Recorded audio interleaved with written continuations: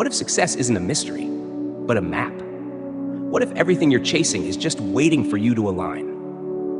In 1937, Napoleon Hill released one of the most powerful personal development books of all time, Think and Grow Rich. But here's the truth no one tells you. It's not a book about money. It's a book about laws, success laws, unseen principles that shape everything you do, even when you're unaware of them. Hill didn't invent these laws, he uncovered them. He spent over 20 years studying the most successful minds of his time: Andrew Carnegie, Henry Ford, Thomas Edison. He wasn't looking for tips, he was looking for patterns. And what he found shocked him. Success was never a formula. And just like gravity, it works whether you believe in it or not. That's what separates those who try hard and stay stuck from those who move with precision and create results. Most people are taught to hustle harder, but Hill taught us to align deeper. Because without alignment, effort becomes noise. But with alignment, effort becomes impact. And alignment begins with understanding the laws. Law of clarity, law of cause and effect, law of decision, law of persistence. These aren't motivational phrases, they're mechanics of the mind. When you understand them, you stop fighting yourself.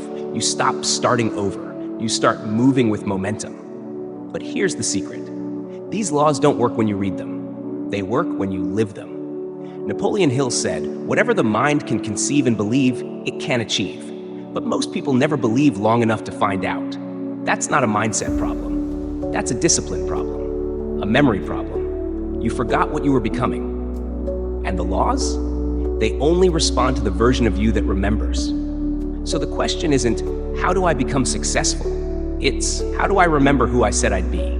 Because that version of you, the one who made the vow, the one who saw the vision, the one who whispered the sentence before the world got loud, they're still here, still waiting.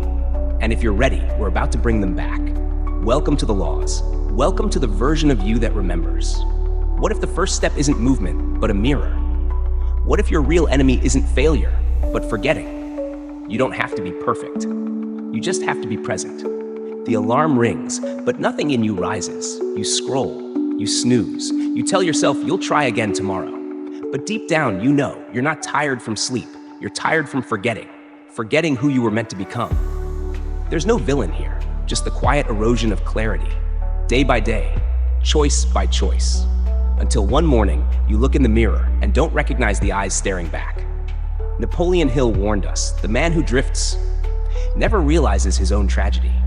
It doesn't happen all at once. It happens gradually. Like steam slipping from a mug you meant to drink but let sit too long.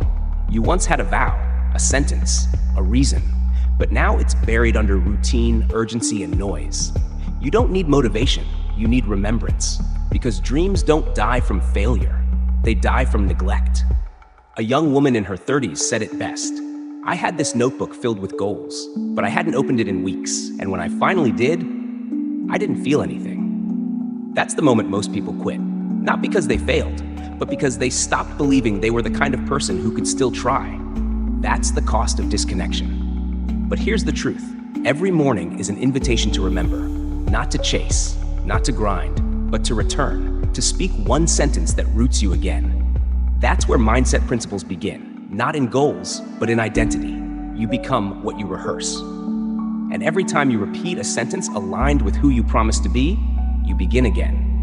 Repetition turns belief into instinct. Say it enough, and it's no longer a wish, it's a way. This is what Think and Grow Rich was really about. Because success is not luck, not wealth, not status, but the power of a thought fully claimed and practiced daily. Napoleon Hill called it autosuggestion, but it's deeper than affirmation. It's spiritual alignment in motion. You don't need more hustle. You need mental discipline, the kind that whispers at 5 a.m., not to impress anyone, but to remind yourself, I still remember. And in that sentence, you return to your purpose, not the kind that fits in a mission statement, but the kind that makes you sit upright and breathe differently. It's not easy. Some mornings you won't feel anything. The mirror won't respond, but you'll say the sentence anyway. That's not performance. That's personal responsibility. Because when you say the sentence, you reclaim your agency, and slowly universal laws begin responding. The law of cause and effect, the law of identity, the law of presence. You are not what happened to you yesterday. You are what you repeat today. So repeat with intention, repeat with reverence. Repeat like your life depends on it, because in a way, it does. One man said, "I told myself I'd wake at 5, and today I did. It doesn't matter what happens next. I kept my word to myself." That's conscious creation, because success isn't something you earn, it's something you become. So take the mirror back, speak again, not for anyone else, but for the part of you that's been waiting to hear it. You don't need to feel ready, you just need to remember, and act like that memory still matters. Say one sentence, say it like it's sacred. And yes, it's uncomfortable, it will feel awkward. Some mornings, you'll feel silly talking to a mirror. But the laws don't care about how you feel, they respond to consistency. That's why these are called success laws, not success opinions. They don't adjust to mood, they align with clarity. And clarity comes when you choose to be the version of yourself that remembers. So if you've forgotten who you were becoming, maybe it's not time to try harder. Maybe it's time to speak softer, to return to the vow, to write the sentence again. Say it like it still matters. And if it does, maybe it still lives. Say one sentence, say it like it's sacred. And if that voice feels faint today, don't panic. Even remembering that you forgot is a form of returning. Start there. This is self-discipline, the real kind, not loud, not flashy, just quiet commitment, repeated. That's what action-driven success truly is. What if you've never been lazy, just disconnected from your why? What if burnout isn't a signal to stop, but a plea to realign? Maybe your next breakthrough isn't louder, but quieter. It wasn't that you lacked ambition. You had dreams, you even had plans. But somewhere along the way, action turned into exhaustion, and the more you tried to push through, the more life pushed back. Until you started asking, is this even mine? That question, that's the beginning of awakening. Not because you stopped trying, but because you finally paused long enough to ask what's worth trying for. That's not weakness, that's wisdom. Napoleon Hill understood this better than most. In Think and Grow Rich, he didn't just write about wealth, he wrote about fire. A fire that doesn't burn you out but burns away what doesn't belong. He called it burning desire. But in truth, it's not about heat, it's about clarity. Because when your why is vague, your effort leaks. But when your why is clear, your actions sharpen. That's what mental discipline is. Not just doing hard things, but knowing why you do them, especially when no one is watching. Let me tell you about Kevin, a 41-year-old who used to work 70 hours a week for a title he didn't even like. "I had 2 kids," he said. "I barely saw them. I kept saying I was doing it for them. But one day my son asked me, 'Dad, are we poor?' That's when I realized I wasn't building a future, I was escaping a fear. It broke him, but it also woke him. That night, he didn't make a vision board. He didn't write 10 goals. He sat in his garage and asked himself one question. If I had no one to impress, what would I still do? That's how real purpose is born. Not from hype, from silence. Because silence doesn't lie. And if you're brave enough to sit with it, it will whisper things you've tried to outrun for years. Maybe the real issue isn't your strategy, but your story. Maybe you're not struggling because you're incapable, but because you're still living out a version of yourself that never questioned what success even means. That's the trap of success is not luck. It's a half-truth. Yes, success isn't accidental, but it also isn't generic. What you call success has to be your own. Otherwise, no amount of hustle will fulfill it. That's where personal responsibility comes in. You can't keep blaming your job, your childhood, your ex, or even your own past self. Yes, they shaped you, but they don't define you. Mindset principles begin where blame ends, and clarity begins where excuses stop. So how do you start? Not with a master plan, but with a micro action. That's action-driven success. One choice, one call, one sentence said with full intention. No applause, no audience, just alignment. That's what conscious creation means. You don't wait for inspiration. You invite it through motion, and motion begins with a mirror, a mouth, and a memory. Mirror, so you see yourself. Mouth, so you speak truth. Memory, so you don't forget who you were becoming. You won't feel motivated every day, but you can feel on purpose. That's a higher fuel. And when you act from there, it's not just discipline, it's devotion. So take one step today, not to prove anything, but to remember something. That the life you want already knows your name. Because when you finally stop chasing someone else's path, you can begin carving your own. That doesn't mean quitting everything. It means doing one thing with full alignment. One morning, one sentence, one step, repeated.